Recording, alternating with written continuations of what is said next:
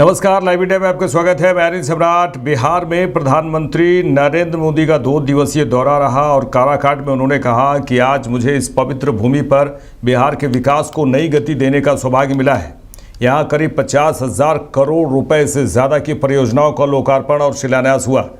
उन्होंने कहा कि आप सब बड़ी संख्या में हमें आशीर्वाद देने आए हैं। आपका ये स्नेह और बिहार का ये प्यार मैं हमेशा अक्सर आंखों पर रखता हूँ। आज मुझे इस पवित्र भूमि पर बिहार के विकास को नई गति देने का सौभाग्य मिला है। यहां करीब 50,000 करोड़ रुपए से ज्यादा की परियोजनाओं का लोकार्पण और शिलान्यास हुआ है। आप सब बड़ी संख्या में हमें आशीर्वाद देने आए हैं। आपका ये स्नेह, बिहार का ये प्यार, मैं इसे हमेशा सर आंखों पर रखता हूं। और आज बिहार में इतनी बड़ी तादाद में माताओं बहनों का आना, ये अपने आप में बिहार के मेरे इतने कार्यक्रमों की ये सबसे बड़ी शानदार घटना है। मैं माताओं बहनों को विशेष प्रणाम करता हूं। प्रधानमंत्री नरेंद्र मोदी ने काराकाट में जनसभा में पहुंचकर लोगों का अभिवादन किया। प्रधानमंत्री नरेंद्र मोदी को बिहार के काराकाट में मधुबनी कला से चित्रित शॉल और चांदी का सिक्का देकर सम्मानित किया गया। प्रधानमंत्री नरेंद्र मोदी काराकाट में 48,520 करोड़ रुपए से अधिक की लागत वाली कई विकास परियोजनाओं का उद्घाटन और शिलान्यास और राष्ट्र को समर्पित किए। इस दौरान बिहार के मुख्यमंत्री नीतीश कुमार भी मंच से कहा कि खुशी की बात है कि हाल ही में केंद्र सरकार ने जाति आधारित गणना कराने का निर्णय लिया है। इसके लिए मैं नमन और अभिनंदन करता हूं। ये बहुत बड़ी बात है। पहले भी हम भी इसकी मांग करते थे और दूसरी पार्टी के लोग नहीं करते थे। पहले ही हमने इसकी मांग की, जाति जनगणना की। देश में ये सब जो काम किया यहां पर भी करा दिया, तो जो कुछ भी बिहार को मिला है गौरव की बात और खुशी की बात है कि हाल ही में तो केंद्र सरकार ने जाति आधारित जनगणना कराने का भी निर्णय लिया। इसके लिए मैं नमन करता हूं, अभिनंदन करता हूं। ये बहुत बड़ी बात हो गई है कि अब जानते ही हैं, आज दूसरा पटिया वाला लोग अंड बंड कुछ करने की कोशिश कर रहा। अब पहले भी हम ही लोग मांग करते थे और वो सब कहां कभी किया था, पहले भी उसको जो राज मिला था। तो अभी आप करना शुरू कर दिए हैं। ये इतनी बड़ी चीज है तो इसलिए एक एक चीज याद रखिएगा। आप लोग याद रखिएगा ना कि कितना बड़ा काम इन्होंने किया है।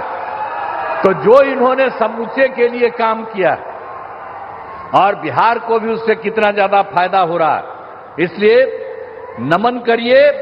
और हम यही कहेंगे कि आदरणीय प्रधानमंत्री जी का आभार व्यक्त करते हैं और उनको बहुत बहुत हम धन्यवाद देते हैं। बीजेपी नेता संबित पात्रा ने कहा कि कांग्रेस पार्टी ने आरंभ में कहा कि हम देश के साथ खड़े हैं, मगर कदाचित एक दिन भी ये भारत के साथ कहीं खड़े नहीं थे, एक दिन भी खड़े नहीं थे। उन्होंने कहा प्रथम दिन से ही राहुल गांधी, जयराम रमेश और तमाम उनके लोगों ने भारत की सेना, भारत के शौर्य पर सवाल उठाए। ये सबूत गैंग खुश नहीं है। जयराम रमेश ने अपने बयान में कहा कि यहाँ आतंकवादी घूम रहे हैं, वहाँ सांसद घूम रहे हैं। एक बार में आपने सांसदों और आतंकवादियों को समान कर दिया। सांसद घूमने नहीं गए हैं, वे भारत के पक्ष को विश्व के सामने रखने गए हैं। उसमें आपके भी, कांग्रेस के भी सांसद हैं। कर रहा है। वैसे में मुझे दुख होता है कि कुछ ऐसी पॉलिटिकल पार्टी है, खास करके कांग्रेस, जिन्होंने आरंभ में तो कहा कि हम देश के साथ खड़े हैं, हम सरकार के साथ खड़े हैं, मगर कदाचित एक दिन भी ये सरकार के साथ और हिंदुस्तान के साथ, भारत के साथ खड़े नहीं थे। प्रथम दिन से ही, डे वन से राहुल गांधी, जयराम रमेश और तमाम उनके लोग, रॉबर्ट वाड्रा से शुरू करके तमाम कांग्रेस पार्टी के नेतृत्व ने भारत के सेना, भारत के शौर्य पर सवाल उठाया है। और यह सबूत गैंग खुश नहीं है। भारत ने जो किया है उस पर यह सबूत गैंग खुश नहीं है। कल तो मुझे बड़ा दुख लगा और आश्चर्य भी लगा। आप सोच के देखिए, जयराम रमेश जो कि दाहिने हाथ है गांधी परिवार के, उनका बयान आता है और उनके बयान में कहा जाता है कि यहां आतंकवादी घूम रहे हैं और वहां जो है सांसद घूम रहे हैं। एक ही सांस में आपने आतंकवादियों को सांसदों के साथ समान कर दिया। अरे आप ये तो सोचिए कि जो सांसद घूम रहे हैं, जो सांसद बाहर डेलीगेशन में गए हैं, वो घूमने नहीं गए, वो भारत के पक्ष को मजबूती से विश्व के दरबार में रखने गए हैं। और उसमें आपके भी सांसद हैं, नाम हर कोई जानता है, आपके भी सांसद हैं जो अच्छे तरीके से देश के विषय को विश्व के पटल पे रख रहे हैं।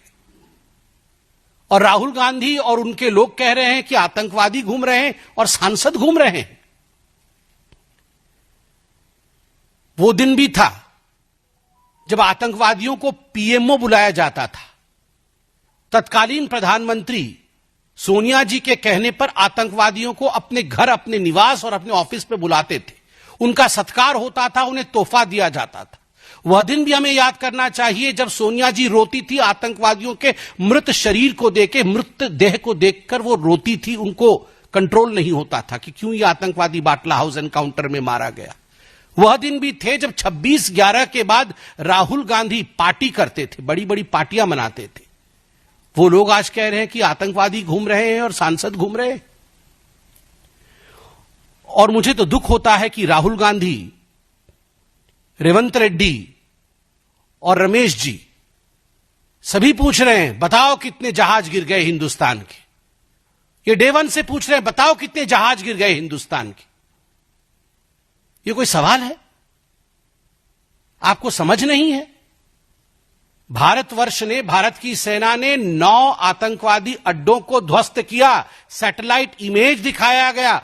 बकायदा डीजीएमओ ने जब प्रेस कॉन्फ्रेंस किया तो तथ्य रखे गए, इमेजेस दिखाए गए। देन एंड नाउ, पहले कैसे था ये मरकज, अब क्या हुआ है, ये सारी तस्वीरें दिखाई गई। जब 11 एयरबेस ध्वस्त किए गए पाकिस्तान के, तो तमाम एयर बेसेस की एक एक तस्वीर, कहां पर क्या, कहां डोम गिरा, कहां पर उनके हवाई जहाज उड़ गए, कहां पर रीफ्यूएलिंग सेंटर उनका ध्वस्त हुआ, कहां उनकी हवाई पट्टी ध्वस्त हुई, वो सारी तस्वीरें आपके सामने रखा गया बकायदा एक सबूत के रूप में। अगर जहाज गिरता है तो उसका रैकेज होता है, मलबा होता है। अगर जहाज गिरती है तो उसका सैटेलाइट इमेज होता है। अगर जहाज गिरता है तो अंतर्राष्ट्रीय जगत में हलचल होती है और अंतर्राष्ट्रीय जगत के एक्सपर्ट्स भी इस पर कमेंट करते हैं, टिप्पणी करते हैं, सबूत प्रस्तुत करते हैं। मगर ऐसा नहीं हुआ।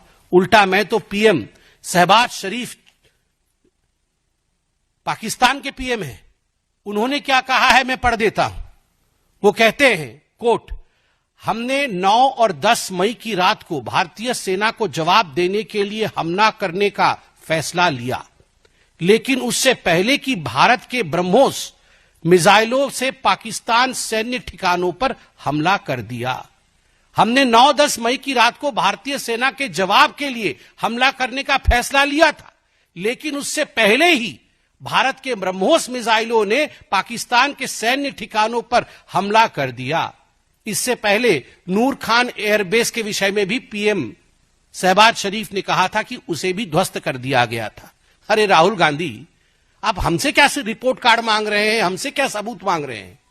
आपके यार, आपके दिलदार, आपको चाहने वाले और आप उनको चाहने वाले, आपके शहबाज शरीफ खुद आपसे बोल रहे हैं। ये शहबाज शरीफ और राहुल गांधी फोन पे बात नहीं करते हैं क्या? करते तो होंगे ही।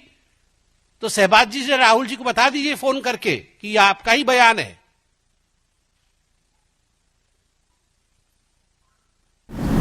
इंडोनेशिया में पूर्व विदेश मंत्री और कांग्रेस नेता सलमान खुर्शीद ने कहा कि भारतीय संसद में लंबे समय से सर्वसम्मति से यह प्रस्ताव है कि पाकिस्तान के कब्जे वाले कश्मीर को खाली करके भारत को वापस दिया जाना चाहिए। भारत सरकार ने स्पष्ट रूप से कहा है कि बातचीत तभी हो सकती है जब पाकिस्तान की शांति के प्रति प्रतिबद्धता स्पष्ट हो और आतंकवाद को उसका समर्थन बंद हो जाए। इसमें सिंधु जल संधि को स्थगित करने के बारे में बातचीत भी शामिल है। Well, it's a fairly straightforward thing. One, that there is a long-standing unanimous resolution of Parliament of India saying that that the Pakistan-occupied Kashmir must be vacated and given back to India. And as you know, that even in the Assembly of Jammu and Kashmir, the seats that should have been in that area are kept vacant, just for this reason that we have a long-term commitment that area is to come back to us. That's one important factor. The second is that the government has reiterated this because often questions are asked about will you talk, will you not talk, etc. We have expressed our distress that repeated attempts to talk and negotiate have been betrayed by Pakistan by a subsequent attack, and several attacks have happened over the years. So it has been made clear that now we are taking several steps, the steps that we took, which are called kinetic steps of trying to eliminate the hubs, terrorist hubs in Pakistan and Pakistan-occupied Kashmir, which is the first thing we did.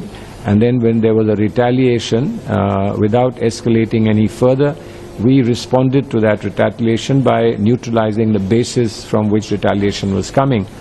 But we've also said, the government has said clearly, that talks can happen only when the Colombia में कांग्रेस सांसद शशि थरूर, जो सर्वदलीय सांसदों के प्रतिनिधिमंडल के समूह 5 का नेतृत्व कर रहे हैं, उन्होंने कहा कि हम कोलंबियाई सरकार की प्रतिक्रिया से थोड़े निराश हैं, जिसने आतंकवाद के पीड़ितों के प्रति सहानुभूति जताने के बजाय भारतीय हमलों के बाद पाकिस्तान में हुई जान माल की हानि पर संवेदना व्यक्त की।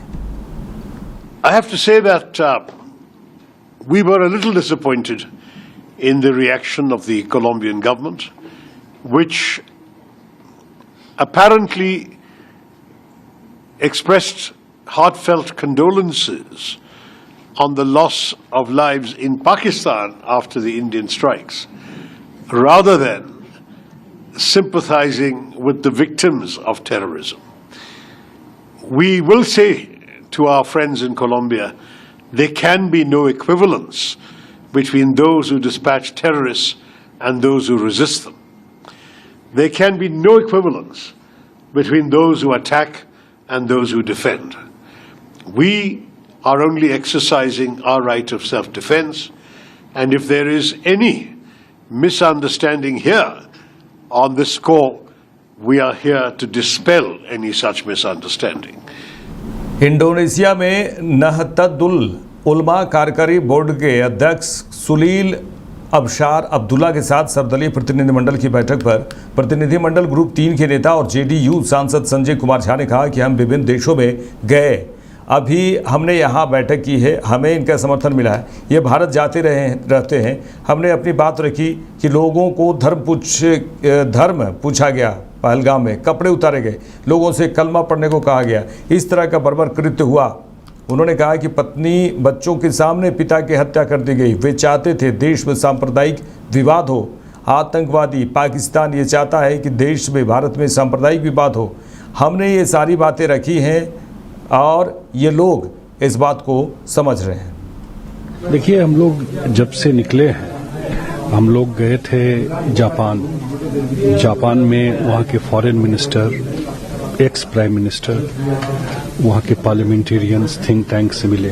गए साउथ कोरिया, वहाँ भी उनके मंत्री और वहाँ के थिंक टैंक और पार्लियामेंट्री जो Indo south Korean parliamentary forum है उनसे मिले। फिर सिंगापुर में वहाँ के वाइस मिनिस्टर जो फॉरेन के थे, लॉ मिनिस्टर थे, उनसे मिले। और इंडोनेशिया में भी हम लोग इनके मिनिस्टर से कल मिले और जो इनके पार्लियामेंट्री और खास करके आसियान के सेक्रेटरी जनरल से मिले। और आज अभी जो मिले हैं ये नदतुल इस्लाम जो इनका ये है, खास करके ये लोग मॉडर्निटी और जो इनका रिलीजन है उसमें मॉडर्निटी से के साथ कैसे अपने को कोप अप करे, इस पर इनका काम है, बड़ा अच्छा काम है उस मामले में। आज सबसे लार्जेस्ट ऑर्गेनाइजेशन है, तो इन्होंने अप्रिशिएट किया। हाँ, उन्होंने कहा कि हम खुद मुस्लिम हैं, हम समझ सकते हैं कि क्या हुआ होगा वहां पर, और इस पेन को भी समझ सकता है इंडिया का। और ये महाकुंभ में भी गए थे, जिनसे मिले अभी महाकुंभ भी देखने गए थे, और ये जाते रहता है इंडिया में, तो इनका फेवरेबल ये सपोर्ट था। और ये उन्होंने कहा कि नहीं, हम लोगों ने रिक्वेस्ट किया कि जो ओआईसी वाला मंच जो है, जहां इंडिया नहीं रहता है और इंडिया में जो मुस्लिम है वो पाकिस्तान से ज्यादा है, इंडोनेशिया के बाद सबसे ज्यादा है, तो वो इंडिया को पाकिस्तान वहां मोबिलाइज करके इंडिया के खिलाफ रेजोल्यूशन पास करा देता है। तो उसमें आप भी जगह जगह जाते हैं, तो अपनी बात रख करके इंडियन पॉइंट ऑफ व्यू भी आना चाहिए, और पाकिस्तान इसमें से, तो उन्होंने इस बात को अप्रिशिएट किया कि इस बात को देखेंगे। और मेरे ख्याल से बहुत इम्पोर्टेंट इसलिए था कि ये मान रहे थे इस बात को कि जो रिलीजन है और जो मॉडर्निटी दुनिया जो बदल रहा है उसको मैच करना जरूरी है, और ये एक रूट कॉज है समस्या का। ये बोल रहे हैं पहलगाम में देखा कि रिलीजन पर टेररिस्ट ने अटैक किया था, सर ये बात क्या आप उनको कन्वे करी गई है? बिल्कुल कहा हमने कि लोगों को धर्म पूछा गया, यहाँ तक किया गया कि कपड़े उतारे गए, यहाँ तक कहा गया कि जो कलमा पढ़ते हैं वो आता है कि नहीं आता है। तो इस तरह का बारबेरिक जो एक्ट हुआ, क्लोज रेंज से उनके बच्चे, उनका परिवार जो दिखता है, उनको मारा गया। ये तो देश इतना ग्रेट है कि वो चाहते थे कि देश में कम्युनल डिसहार्मनी हो और कहीं कोई घटना नहीं हो। उनका एजेंडा भी वही था करने का। ये बात हम लोगों ने कन्वे किया कि किस तरह से किया, और मेरे ख्याल से ये लोग पूरी तरह इस बात को समझ रहे हैं। और ये भी अप्रिशिएट किया, क्योंकि जो इकोनॉमी है, इकोनॉमी पे भी बात हुई कि इंडिया कैसे ग्रो कर रहा है, कैसे फोर्थ लार्जेस्ट इकोनॉमी इंडिया का, ये भी डिस्कस हुआ, अभी हो गया है। कैसे आपको इन्फ्लेशन वहाँ कम है, कैसे इतने सारे यूनिकॉर्न इंडिया में आए हुए हैं, कैसे इंडिया प्रोग्रेस कर रहा है। तो ये, और कहीं न कहीं ये जो किया जा रहा है, इंडिया के प्रोग्रेस से भी लोग जेलस है, परेशान है। तो ये भी एक फैक्टर है। तो इस सब चीज को अप्रिशिएट। मेरे साथ इस बुलेटिन में इतना ही। देश दुनिया की तमाम खबरों के लिए देखते रहिए लाइव इंडिया। नमस्कार।